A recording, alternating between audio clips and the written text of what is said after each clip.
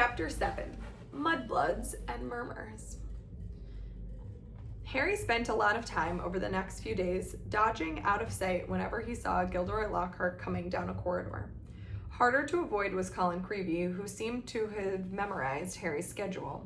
Nothing seemed to give Colin a bigger thrill than to say, "All right, Harry," 6 or 7 times a day, and hear, "Hello, Colin," back, however exasperated Harry sounded when he said it. Hedwig was still angry with Harry about the disastrous car journey, and Ron's wand was still malfunctioning, surpassing itself on Friday morning by shooting out of Ron's hand in charms and hitting tiny old Professor Flitwick squarely between the eyes, creating a large, throbbing green boil where it had struck. So with the one thing and another, Harry was quite glad to reach the weekend. He, Ron, and Hermione were planning to visit Hagrid on Saturday morning. Harry, however, was shaken awake several hours earlier than he would have liked by Oliver Wood, captain of the Gryffindor Quidditch team. "What's the matter?" Harry said groggily. "Quidditch practice," said Wood. "Come on." Harry squinted at the window. There was a thin mist hanging across the pink and gold sky. Now that he was awake, he couldn't understand how he could have slept with the racket that the birds were making. "Oliver," Harry croaked, "it's the crack of dawn." "Exactly," said Wood. He was a tall, burly 6-year, and at the moment, his eyes were gleaming with crazed enthusiasm.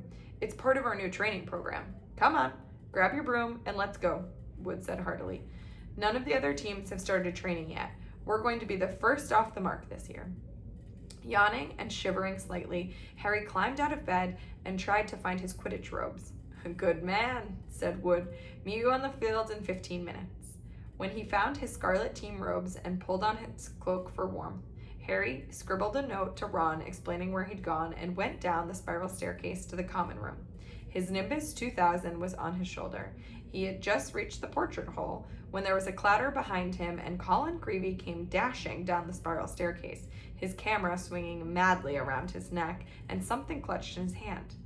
"I heard someone saying your name on the stairs, Harry. Look what I've got here. I've had it developed. I wanted to show you." Harry looked bemusedly at the photograph that Colin was brandishing under his nose. A moving black and white Lockhart was tugging hard on an arm Harry recognized as his own. He was pleased to see that his photographic self was putting up a good fight and refusing to be dragged into view. As Harry watched, Lockhart gave up and slumped, panting, against the white edge of the picture. "Will you sign it?" Colin said eagerly. "No," Harry said flatly, glancing around to check that the room was really deserted. "Sorry, Colin. I'm in a hurry. I have Quidditch practice." He climbed through the portrait hole. "Oh, wow, wait for me. I've never watched a Quidditch game before." Colin scrambled through the hole after him. "It'll be really boring," Harry said quickly. But Colin ignored him, his face shining with excitement. "You were the youngest house player in 100 years, weren't you, Harry? Weren't you?" said Colin, trotting alongside him. "You must be brilliant. I've never flown. Is it easy? Is that your own broom? Is that the best one there is?" Harry didn't know how to get rid of him. It was like having an extremely talkative shadow.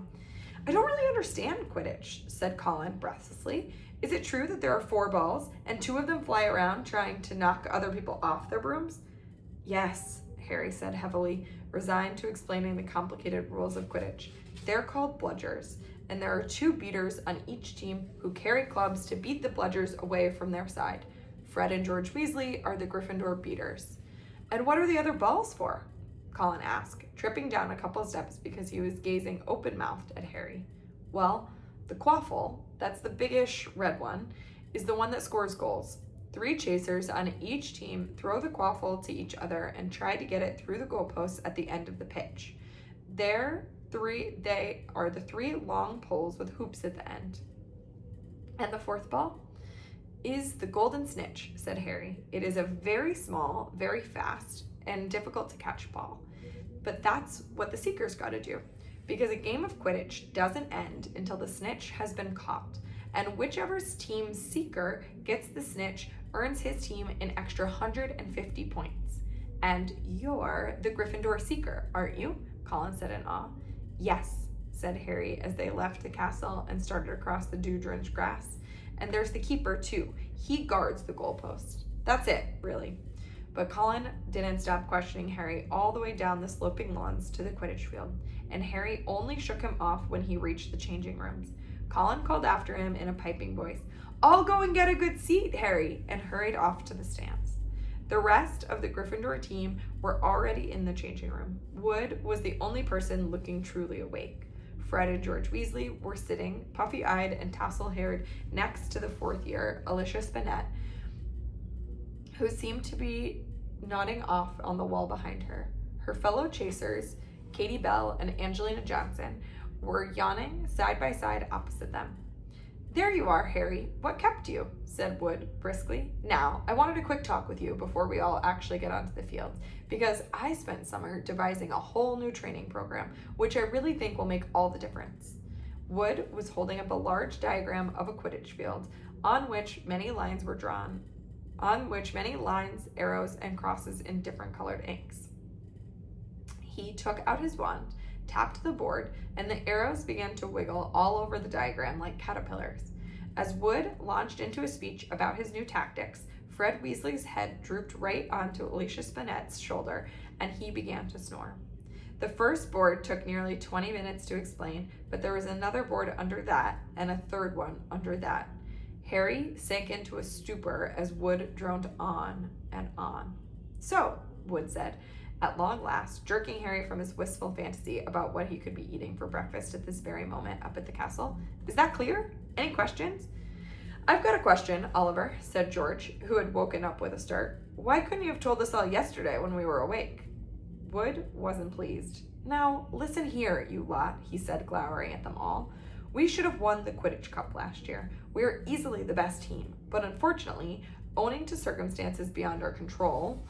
Harry shifted guiltily in his seat. He had been unconscious in a hospital wing for the final match of the previous year, meaning that Gryffindor had been a player short and had suffered their worst defeat in 300 years.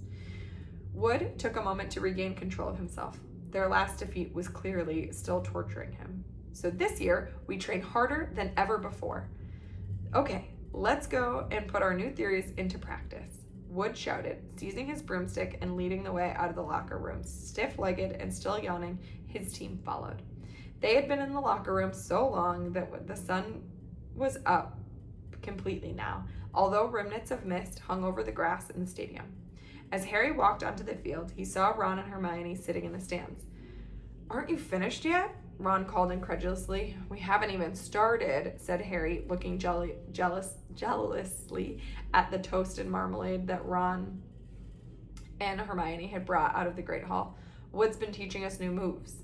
He mounted his broomstick and kicked at the ground, soaring into the air. The cool morning air whipped his face, waking him far more effectively than Wood's long talk. It felt wonderful to be back on the Quidditch field. He soared right around the stadium at full speed, racing Fred and George. "What's that funny clicking noise?" called Fred as he hurled around the corner.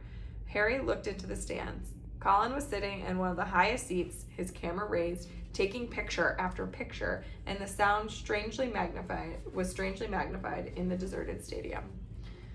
"Look this way, Harry, this way!" he cried shrilly. "Who's that?" said Fred. "No idea," Harry lied, putting on a spurt of speed that took him as far away from possible from Colin. "What's going on?" Wood said, frowning as he skimmed through the air towards them. "Why is that first year taking pictures? I don't like it. He could be a Slytherin spy, trying to find out all about our new training program." "He's in Gryffindor," said Harry quickly. "And the Slytherins don't need a spy, Oliver," said George. "What makes you say that?" said Wood testily. "Because they're here in person," George said, pointing. Several people in green robes were walking onto the field, broomsticks in their hands. "I don't believe it," Wood hissed in outrage. "I booked the field for today. We'll see about this." Wood shot towards the ground, landing rather harder than he meant to in his anger and staggering slightly as he dismounted. Harry, Fred, George followed. "Flint," Wood said as he bellowed at the Slytherin captain. "This is our practice time. We got up specifically. You can clear off now." Marcus Flint was even larger than Wood. He had a look of trollish cunning on his face as he replied, "Plenty of room for all of us, Wood." Angelina, Alicia, and Katie had come over now too. There were no girls on the Slytherin team, who stood shoulder to shoulder, facing the Gryffindors, leering to a man. "But I booked the field," said Wood, positively spitting with rage. "I booked it." "Ah," said Flint, "but I have a specially signed note here from Professor Snape. I, Professor S. Snape, give the Slytherin team permission to practice today on the Quidditch field, owing to the need to train their new seeker." "You've got a new seeker?" said Wood, distracted. "Where?" And from behind the 6 large figures before them came a 7th, smaller boy, smirking all over his pale, pointed face. It was Draco Malfoy. "Aren't you Lucius Malfoy's son?" said Fred, looking at Malfoy with dislike. "Funny you should mention Draco's father," said Flint, as the whole Slytherin team smiled more broadly. "Let me show you the generous gift he's made to the Slytherin team." All 7 of them held out their broomsticks. 7 highly polished, brand new handles, and 7 sets of fine gold lettering spelling out the words Nimbus 2001 gleamed under the Gryffindors' noses in the early morning sun. "The very latest model, only came out last month," said Flint carelessly, flicking out a speck of dust from the end of his own broom. "I believe it outstripes the old 2000 series by a considerable amount, and as for the old clean sweeps," he smiled nastily at Fred and George, who were both clutching clean sweep 5s, "sweeps the board with them." None of the Gryffindor team could think of anything to say for a moment. Malfoy was smirking so broadly that his cold eyes were reduced to slits. "Oh, look," said Flint, "a field invasion." Ron and Hermione were crossing the grass to see what was going on. "What's happening?" Ron asked Harry. "Why aren't you playing? And what's he doing here?" He was looking at Malfoy, taking in his Slytherin Quidditch robes. "I'm the new Slytherin seeker, Weasley," said Malfoy smugly. "Everyone's just been admiring the brooms my father's bought for our team." Ron gaped open-mouthed at the 7 superb broomsticks in front of him. "Good, aren't they?" said Malfoy smoothly. "But perhaps the Gryffindor team will be able to raise some gold and get new brooms too. You could raffle off those clean sweep 5s. I expect a museum would bid for them." The Slytherin team howled with laughter. "At least no one on the Gryffindor team had to buy their way in," said Hermione sharply. "They got in on pure talent." The smug look on Malfoy's face flickered. "No one asked your opinion, you filthy little mudblood," he spat. Harry knew at once that Malfoy had said something really bad, because there was an instant uproar at his words. Flint had to dive in front of Malfoy to stop Fred and George jumping on him. Alicia shrieked, "How dare you!" And Ron plunged his hand into his robes, pulling out a wand and yelling, "You'll pay for that one, Malfoy!" and pointed it furiously under Flint's arms and at Malfoy's face. A loud bang echoed around the stadium, and a jet of green light shot out the wrong end of Ron's wand, hitting him in the stomach and sending him reeling backwards into the grass. Ron, are you all right?" squealed Hermione. Ron opened his mouth to speak, but no words came out. Instead, he gave an almighty belch, and several slugs dribbled out of his mouth and into his lap. The Slytherin team were paralyzed with laughter. Flint was doubled up, hanging onto his new broomstick for support. Malfoy was on all fours, banging the ground with his fist. The Gryffindors were gathered around Ron, who kept belching large, glistening slugs. Nobody seemed to want to touch him. We better get him to Hagrid's. It's nearest," said Harry to Hermione, who nodded bravely as the pair of them pulled Ron up by the arms. "What happened, Harry? What happened? Is he ill? But you can cure him, can't you?" Colin had run down from his seat and was now dancing alongside them as they left the field. Ron gave a huge heave, and more slugs dribbled down his front. "Oh," said Colin, fascinated and raising his camera. "Can you hold him still, Harry?" "Get out of the way, Colin," said Harry angrily. He and Hermione supported Ron out of the stadium and across the grounds towards the edge of the forest. "Nearly there, Ron," said Hermione at the gamekeeper's cabin as he came into view. "You'll be all right in a minute. Almost there." They were within 20 feet of Hagrid's house when the front door opened, but it wasn't Hagrid who emerged. Gilderoy Lockhart, wearing robes of the palest mauve today, came striding out. "Quick, behind here," Harry hissed, dragging Ron behind a nearby bush. Hermione followed, somewhat reluctantly. It's a simple matter if you know what you're doing, Lockhart said loudly to Hagrid. If you need some help, you know where I am. I'll let you have a copy of my book. I'm surprised you haven't already got one. I'll sign one tonight and send it over. Well, goodbye. And he strode away towards the castle. Harry waited until Lockhart was out of sight, then pulled Ron out of the bush and up to Hagrid's front door. They knocked urgently. Hagrid appeared out once, looking very grumpy, but his expression brightened when he saw who was there. Been wondering when you'd come to see me. Come in, come in. Thought you might have been Professor Lockhart back again. Harry and Hermione supported Ron over the threshold and into the one-room cabin, which had an enormous bed in one corner, a fire crackling merrily in the other. Hagrid hadn't been perturbed by Ron's slug problem, which Harry hastily explained as he lowered Ron into a chair. Better out than in, he said cheerfully, plunking a large copper basin in front of him. Get 'em all up, Ron. I don't think there's anything to do except wait for it to stop, said Hermione anxiously, watching Ron bend over at the basin. It's a difficult curse to work in the best of times, but with a broken wand. Hagrid was bustling over to make them tea. His boarhound, Fang, was slobbering all over Harry. What did Lockhart want with you, Hagrid? Harry asked, scratching Fang's ears. Giving me advice on getting a kelpies out of a well, growled Hagrid, moving a half-plucked rooster off of his scrubbed table and setting down the teapot. Like I don't know, and banging on about some banshee that he banished. If one word of it is true, I'll eat my kettle. It was most unlike Hagrid to criticize a Hogwarts teacher, and Harry looked at him in surprise.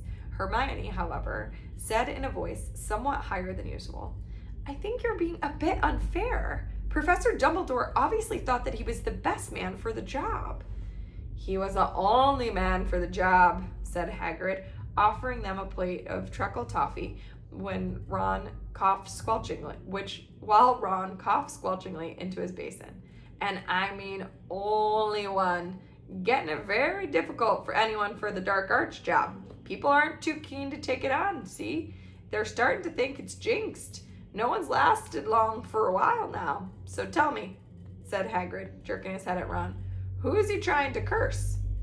Malfoy called Hermione something. It must have been really bad because everyone went wild. It was bad, said Ron hoarsely, emerging over the tabletop, looking pale and sweaty. Malfoy called her mudblood, Hagrid.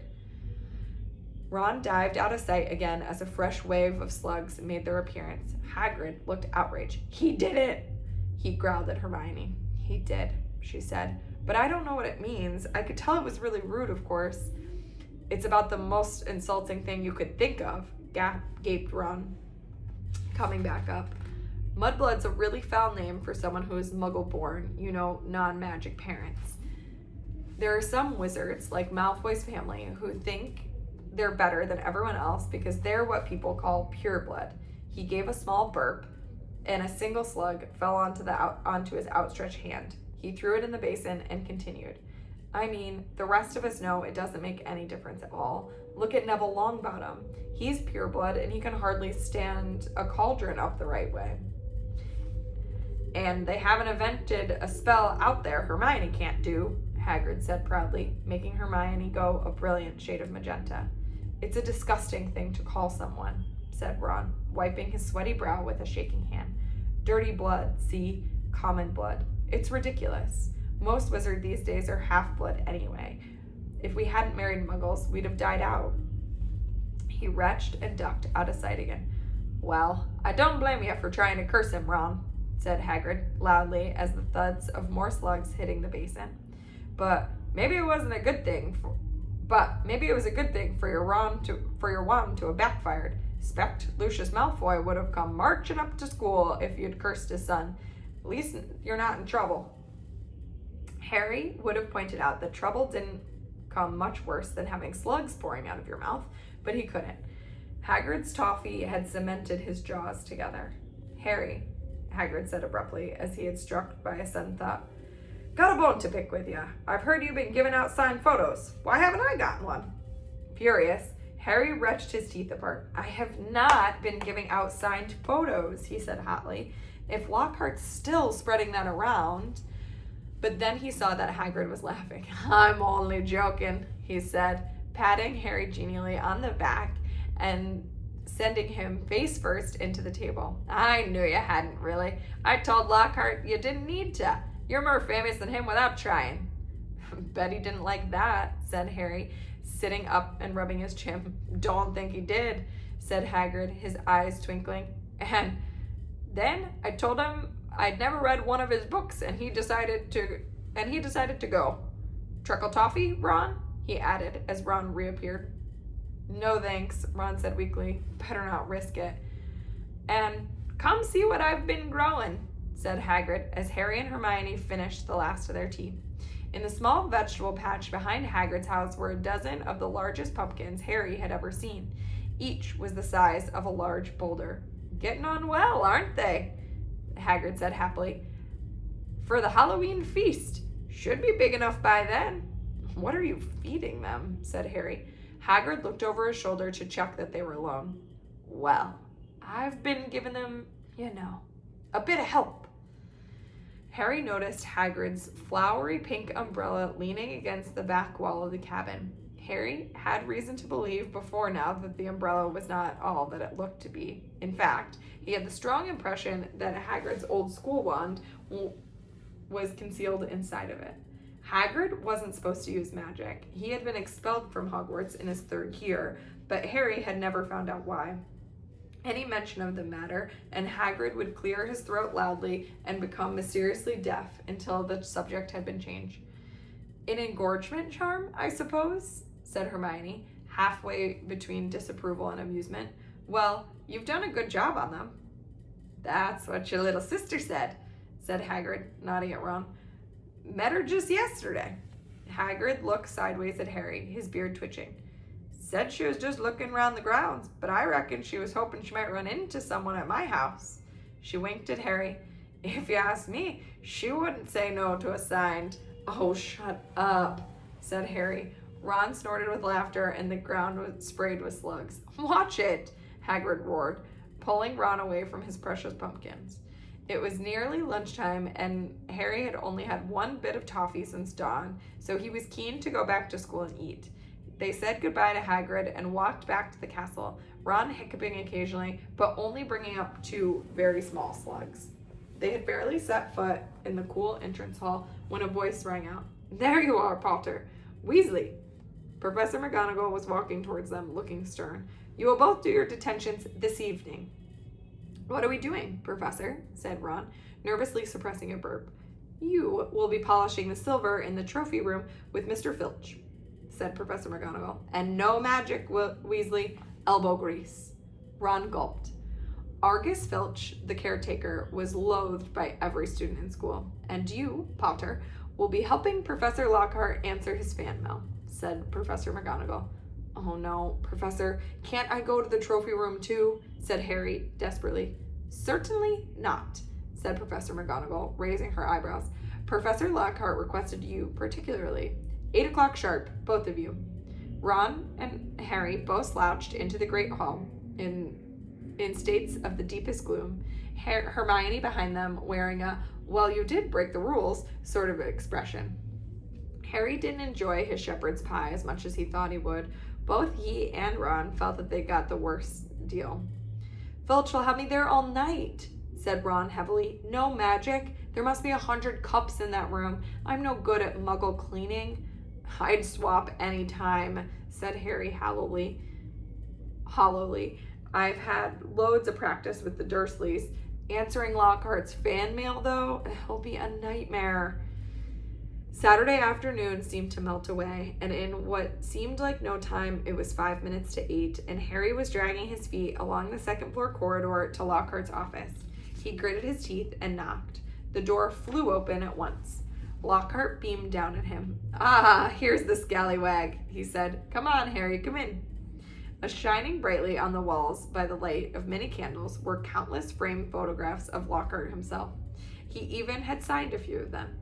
Another large pile lay on his desk. You can address the envelopes, Lockhart told Harry, as though this was going to be a huge treat. This first one's to Gladys Grungeon. Bless her, huge fan of mine. The minutes snailed by. Harry let Lockhart's voice wash over him, occasionally saying, and right, yeah.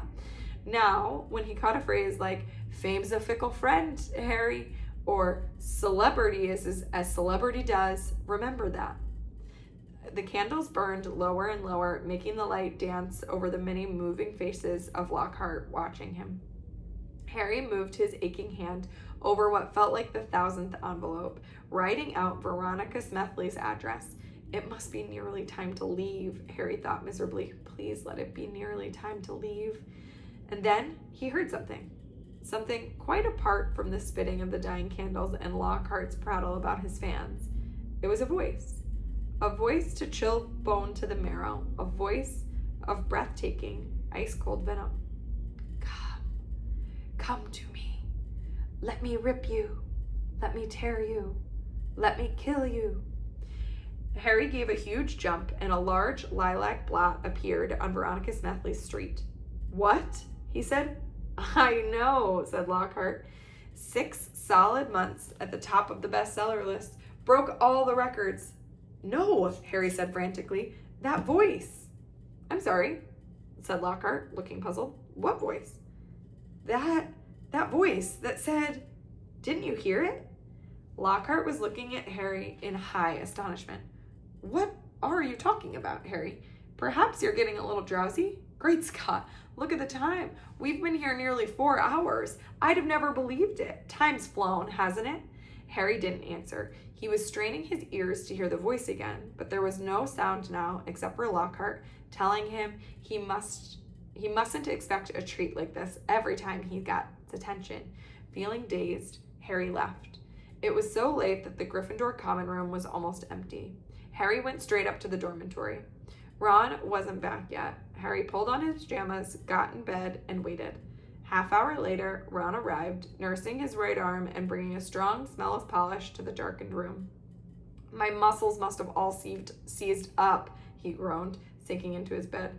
14 times he made me buff that Quidditch cup before he was satisfied, and then I had another slug attack all over a special award for services to the school. Took ages to get the slime off. How was it with Lockhart? Keeping his voice so low as to not wake up Neville, Dean, and Seamus, Harry told Ron exactly what he had heard. And Lockhart said he couldn't hear it, said Ron. Harry could see him frowning in the moonlight. Do you think he was lying? But I don't get it. Even someone invisible would have had to open the door. I know, said Harry, lying back in the 4-poster and staring at the canopy above. I don't get it either.